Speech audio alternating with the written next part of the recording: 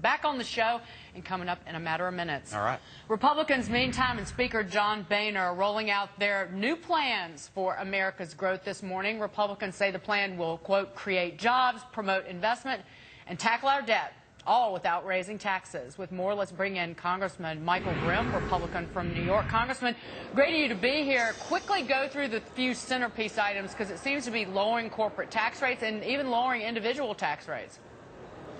Well, sure. I mean, I think the tax component is one part of our agenda to create jobs. The bottom line is we came here. I was elected to focus on growing this economy and getting people back to work. To think that people in Staten Island and Brooklyn are struggling to put food on the table, we have to do something about that. We have to get people back to work, and that's what this agenda is all about. And I want to be clear about the taxes, because we've heard a lot of rhetoric from the Democratic side. The reality is very simple. Our tax system is broken. We have corporations that don't pay any taxes at all. That's absurd. If we lower our tax bracket, but we also get rid of a lot of the loopholes that are right now allowing companies not to pay any taxes, it will actually increase revenue. And across the board, yes, some of these corporations will be paying more taxes, but it will be fair, it'll be reasonable, and everyone will know the playing field. And I think that, again, we increase revenue at a time when we have to pay down our deficit. An increase in revenue would help. And if you do that for individuals as well, if you want, many people use the phrase clean up the tax code, many people will lose valuable tax breaks and wind up, even though their rates might be lower, many people could wind up paying more in taxes, because more than half of Americans don't pay any federal income tax right now. Well, that's what this is about. It's about making it fair so that the tax burden is shared by all. It's about broadening the tax base, which is what we've been talking about for quite a while. There still are some exemptions that I'm a strong component of, such as state income tax. I'm from New York. We have a high income tax. The other thing is the home mortgage interest.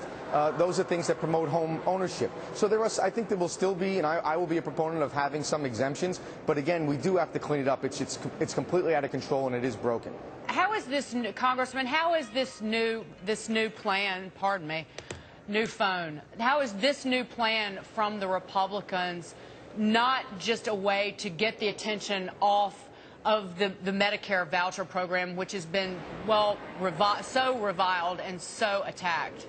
Well, I got to stop you there. First of all, it's all-encompassing, and it involves the Medicare plan, but it's not a voucher plan. Here's the reality. It's very easy for the Democrats to demagogue and say that we're killing Medicare. But let's be very clear. Obamacare destroyed Medicare as we know it. What we're doing is accepting facts. Medicare is going broken. The trustees of Medicare, as well as the CBO, have said whether it's 10 years, 12 years, 13 years, they're not exactly sure, but it is going broke. So I feel I have a moral responsibility to do something to save that safety net, not only for our current seniors, but for future generations. So that's Medicare. But again, this is about overall getting our debt under control. That's something we have to do. We have a looming debt crisis that's not going to allow our economy to grow. Our economy doesn't grow, we don't create jobs. So it is all tied together. The other thing is we need regulatory relief. Well, speaking of the regulations are crazy right now. Well, speaking of government programs, I did want to get your reaction to this release from Senator Coburn, Tom Coburn, that went into the National Science Foundation and the waste that he found there. It was like $80,000 on a study why the same teams always dominate the March Madness was one of the $3 billion in waste that he uncovered.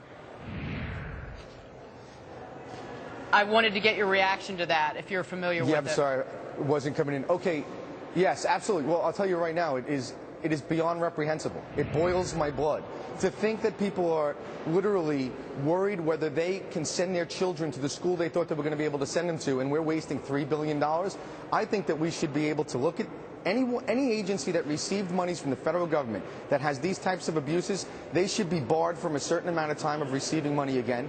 And those that were directly responsible for allocating these monies in such an irresponsible way, they should be fired, and there should be civil fines. I want them to pay that money back. It is absolutely disgraceful, and it's untenable, and it should be completely stopped. And we've seen this for decades and decades and decades, but we have to get tougher on it. Yeah, and it's been witnessed by both sides of the aisle, by both parties. Congressman, thank you so much. Congressman Michael Grimm, we'll see you soon. Thank you. Especially if they're spending it on Farmville, which is